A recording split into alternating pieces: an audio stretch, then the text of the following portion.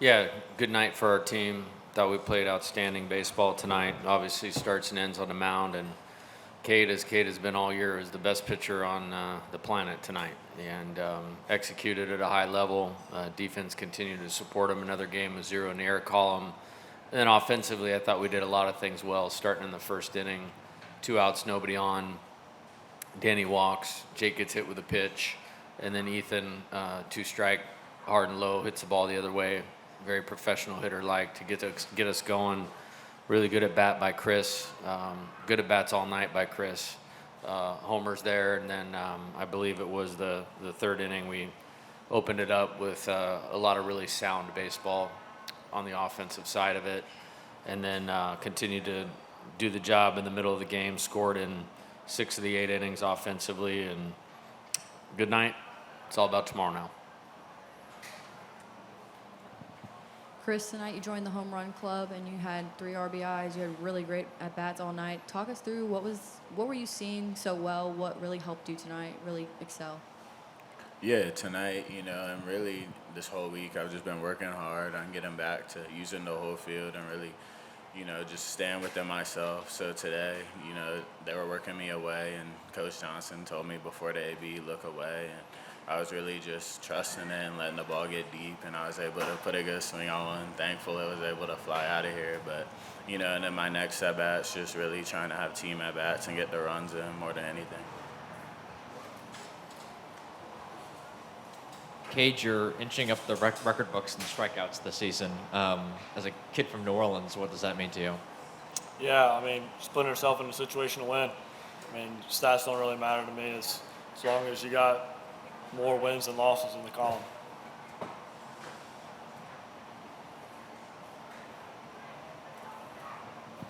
Chris, the old saying goes, hitting is contagious. You guys 1 through 9 these last 2 games have all put up really professional at-bats, like Coach Johnson said. What's the message when you're walking by a guy as he's going up to hit? What are you saying? How are you keeping guys positive and motivated and passing the baton as well as y'all are right now? Yes, sir. Yeah, we put a lot of hard work in, get here early to hit. And so, really, once we get in the game, just believing in each other and passing the bat down 1 through 9. I believe we're the best lineup in the country, and we're untouchable. So when we play together and have team at-bats collectively, we don't really say too much besides helping, the pitch or trying to give a look. But other than that, just competing and believing in ourselves.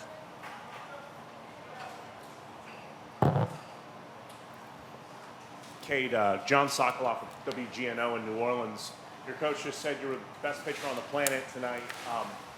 Moved that outing with 11 strikeouts and 7 strong after that second. You really coast through the rest of the way. What allowed you to kind of really settle in at that moment? And yeah. Yeah, really just getting to the next at bat. And Coach Johnson's one of my mentors, and really just continuing to get better as the game goes along. And that's something he kind of strives to say all the time. Is just you got to get better as the game gets on when third lineup comes around. So really just battling out there and giving my team a chance to win. Hey, Chris, right here on your left. How fun is it for you to be in that 9-hole spot, not only knowing how many opportunities you get to not only flip the lineup, but just the opportunities to bring so many people in, right? Yes, sir. It's a lot of fun. Being in the 9-hole, there's a lot of versatility.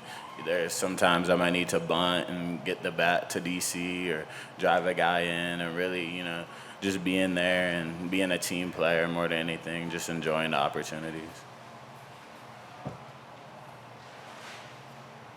Kade, John Eads, WAFB. I noticed after one of your strikeouts, you looked back at the dugout. I'm not sure who you were looking at. Just run me through that moment and who you were smiling at. Yeah, it was a thing between me and Coach Yaski, and he just told me a little detail that would help me out, and it worked out, and just gave a little smile. I trust what he does, and really just believe a lot in him. So, yeah, just a little thing between me and him. Yeah, Kade, I'm not sure if you had any conversations with Anthony, but, you guys obviously set the table now for the next couple days, and you guys got a pretty loaded pitching staff available the next day or so. Did you have any conversations about that with him, about just you two being able to go deep into these first 2 games and really kind of save a lot of your big bullets here for the kind of stretch run of the regional? Yeah, I think as a starting pitcher, your goal is to save the pen as much as you can for the next game.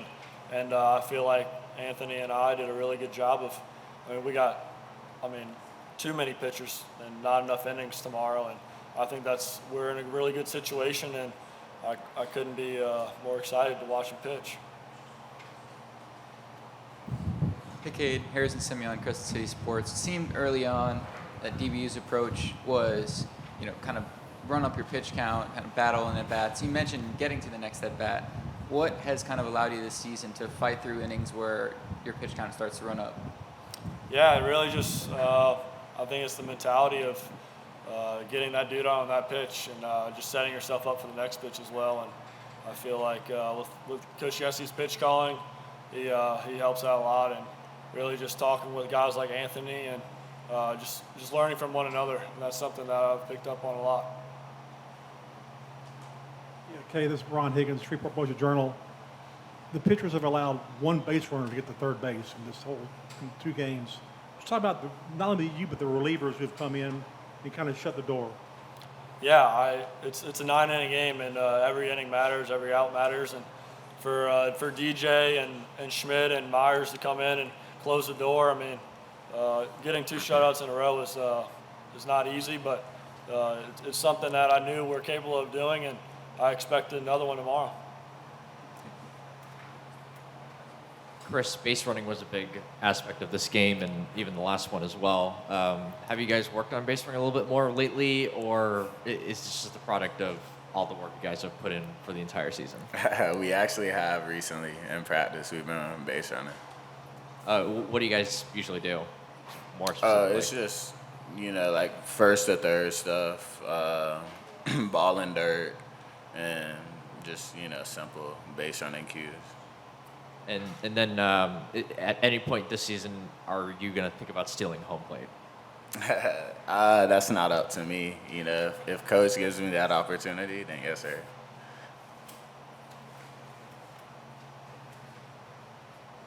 Chris, what's the one thing that you think has opened up your offensive game since transferring from Auburn?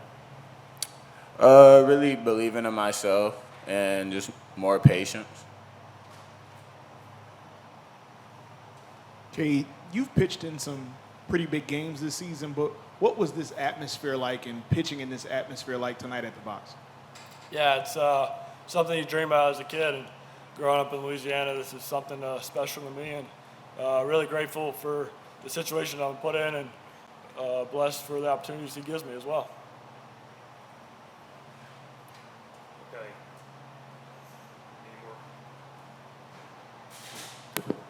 You got to hold it right. Any more questions for Kade or Chris? We're going to go on to Coach. All right. Thanks, guys. Perfect. Thank y'all. Thank you. Sure. Yeah. No problem. Thank you.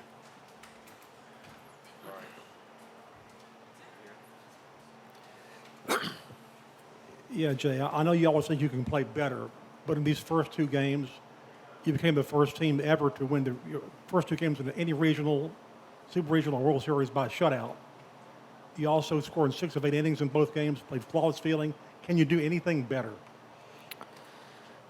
I think just bring the high level of focus, intensity, attention to detail to each game that we play. We're not guaranteed tomorrow once you get into postseason play. And so I think the game has our team's full attention. I think it's been part of their best quality this year is the consistency, especially with the schedule that we played. And, they've been working hard. And I mentioned this a couple weeks ago, like not every team improves this time of year. And I really believed our team was improving. And they've played well the last couple days. And let's get ready to do it again tomorrow. Jay, it's been mentioned, of course, that you've scored in so many innings in these games. I imagine I know the answer to this, but I imagine their coach mentioned it, just the pressure you guys have applied to them inning after inning. I imagine that makes you more pleased than if you had like a 7-run inning or something like that, just to be doing it inning after inning. What do you like about the way y'all are producing, throughout the game? Yeah, I think we take a lot of pride in being complete in winning any type of game. You know, we've won some pitchers' duels this year, close games, one-run type games, few slugfests. You know, you play in different parks, you know, throughout this tournament. I think ours is one of the more fair ones, at least in our league. And, you know, the ballpark in Omaha is bigger, so you want to just have a complete skill set to function in a way that helps you in any type of game and what's required. And I think this team was put together in a way that it can do that. And there's certainly nothing that we will see that we have not seen, you know, playing, you know, the top flight opponents that we have. And, I think they're playing with really good confidence that they were pretty consistent through that. And long answer is absolutely yes. I think, you know, that was a really good offensive performance tonight. You know, getting leadoff guys on, executing the bunting game, ran the bases smart and aggressive, clutch hitting, you know, 2 out hard and low line drives, extra base hits. You know, that's a lot of what the blueprint looks like. Hey, Coach, DBU came into this game with 6 hitters over 320, and those guys, I believe, limited to 2 hits all night. Can you just speak to the ability of Coach Yeski's game planning just over the entire year? It feels like he's been able to shut down a lot of great offenses. Yeah, I think I've said this many times, and I'm going off of an 18 or 20-year history. He's the most successful pitching coach in all of college baseball over the last 20 years in terms of producing draft picks, All-Americans, low ERAs, and, you know, he'll be the first to tell you that the guy on the mound allows you to call a good game by how they can execute. And, you know, these 2 starters through these two games have been about as good as anybody. And, you know, it was a great performance. I actually thought, you know, Kade wasn't his best early in the game, and he got over that hump quickly and quickly just rounded into form. And credit to him. And those guys are very much in sync with each other is what I would say. You heard him speak of the trust level. And, you know, you got a guy that can go 4 pitches at any time and both sides of the plate and all quadrants of the strike zone, and a guy that really knows what he's doing pulling the levers. You get the results that we're getting. Yeah, Coach, just to build on that a little bit, just the 1-2 punch now with Kade and Anthony. Have you had a pitching duo like that that's been performing at this level for this long, and just kind of what it does for you guys in the postseason, whether it's this weekend, next weekend, potentially in Omaha, having those 2 guys to be able to set the table in the first couple of games and really kind of save your bullpen for more games down the stretch? Yeah, I'll save the comparatives until the whole story is written. But I mean, I couldn't feel any better about them. You know, that's the talent, obviously, but the competitive nature, the skill, the ability to execute their pitches, their toughness. You know, and I talk about it with Anthony, to wiggle out of jams, or Kade to be that impressive when I didn't think he was actually at his best early in the game. That's pretty awesome, pretty special. I think, you know, what it does for us is it allows the team to play with confidence. You know, I mean, that was kind of a realization that we had talked about last week, you know, leading into this, is we're going to be in every game that we play. And what a great opportunity to go out and go for it with confidence, knowing that you have a chance to win that game. And that's those 2 guys and the rest of the pitching staff as well. I feel like it's really good. You know, some of these guys just needed some time, you know, and Kade included. You know, he was coming back off Tommy John. We tried to ease him into this year, and, you know, he's really taken off, and Anthony's improved throughout the year. And, I mean, just a guy like William, he struck out the side in the 9th. I mean, he hadn't pitched, you know, because we had a rain out the last midweek for a while, and I thought he looked really sharp. Coach, what's the message to your players tonight going into a game tomorrow with, you know, the bats are alive, everything's looking pretty solid on all fronts? What do you tell them going into a big game like tomorrow? Yeah, I think we're in a good character right now. We're in a good mindset. I think when you can get to the postseason, a lot of times, you know, you hear this stuff about one more, finishing the job, and that's not my mantra. My mantra is like, show up and enjoy competing. You know, this is really cool. I mean, to have 13,000 people in that stadium caring about what you're doing, you know, national TV, you know, that was all over national TV tonight. What a cool deal, you know. So let's not rush getting that over with. Like, let's be in the moment and focus on executing a plan. That was two really good pitchers that we put that game to get together against tonight. Really, really good pitchers. Elwinger not going to last very long in the draft, and he got us. The first four guys, I think, struck out when he came in the game. But really liked the at-bats tonight.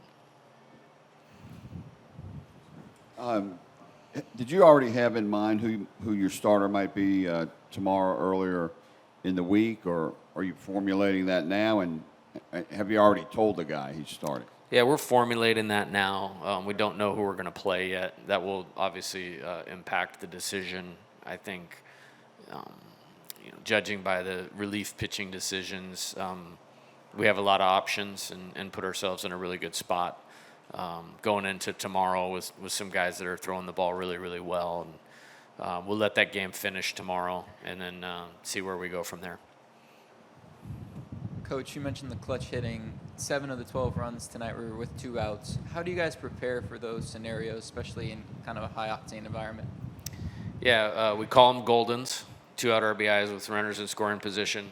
Stole that from Jim Leland, the manager, longtime manager, Hall of Fame manager, Pirates, Tigers. I think it was when they lost to the Braves in like the playoffs one year. He just said, "Yeah, man, 2-out hits are golden," and I just always remembered that. So we call them Goldens. I think the key is guys not trying to do too much. I talk with hitters often. The best hitters, they'll drive the ball and get their doubles and homers, but they always get the 1 RBI when there's 1 RBI to get, and we really did a good job of that tonight. I mean, Chris did it. Ethan did it, obviously. Luis did it tonight. Derek got one right when Elwinger came in the game. So I thought it was we'll put that up on the video of how you hit with runners in scoring position for a long time. Coach, what was the game plan against Micah, and how did you guys sort of take advantage of the fact that you're obviously very familiar with him? Yeah, the tournament's not over, and so I won't speak too much of it. What I will say is I'm happy for him and his success this year. I mean, I think I heard him, Bill, say he had 6 wins when they were announcing him. He throws a lot of strikes, so you have to be ready to hit the mistake. He's got good live fastball, good bite on the breaking ball, and it's kind of developed in his time. And I think we just did a good job of. We got some free bases with the walk and the hit by pitch, and Ethan stayed on a pitch and did a great job. Chris stayed on a pitch and did a great job. I think we just did a good job separating pitches we needed to swing at versus maybe the ones he wanted to swing at, wanted us to swing at. Coach, you've talked about it with the 2-out hitting, but Ethan Fry's at bat in the first inning. How does that set the tone, especially getting runs in the first inning? I really believe playing with the lead in the postseason is a big deal. I believed that for a long time. The first time I went to Omaha, it just seemed like every single game of the tournament, whoever scored first won. This kind of always stuck with me that, we try to make the score not change things, but, it's played by human beings, and sometimes they change emotionally given situations. We try not to do that. But it got everybody in the stands excited. I know that. It was a really cool vibe in there in the first inning, and really clutch hit. And it's 3-2 count, so guys are moving on the pitch, and we had our fastest runner at first base probably, so he was able to score from first. That's an exciting baseball play, and, it was good to see. It was really good at bat by Ethan right there.